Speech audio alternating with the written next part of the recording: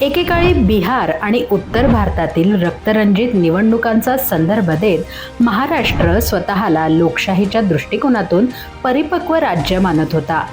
मात्र अलीकडच्या काळात स्थानिक स्वराज्य संस्थांच्या निवडणुकांमध्ये थेट हल्ले, दगडफेक, गोळीबार आणि हत्या घडत असल्याने ही प्रतिमा झपाट्याने बदलतेय. सोलापूर महापालिका निवडणुकीच्या पार्श्वभूमीवर अर्ज मागे घेण्यावरून वाद झाला. या वादात मनसे पदाधिकारी बाळासाहेब सरवदे यांच्यावर प्राणघातक हल्ला झाला.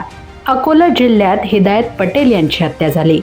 रायगडमधील हिंसाचार आणि हत्येच्या घटना, धुळे शहरात झालेला गोळीबार, पुण्यात शिवसेनेच्या उमेदवारावर प्रचाराच्या वेळी झालेली दगडफेक अशा अनेक घटना गेल्या काही दिवसांमध्ये घडल्या आहेत. स्थानिक स्वराज्य संस्था आज विकासाचेच नव्हे तर राजकीय सत्ता, निधी आणि प्रभाव यांचे केंद्र बनले आहेत. त्यामुळे उमेदवारी, पदं आणि वर्चस्वासाठीची लढाई तीव्र होतीये. निवडणूक प्रक्रिया जर हिंसेच्या जोरावर वळवली जात असेल तर लोकशाहीचा आत्मा धोक्यात आहे.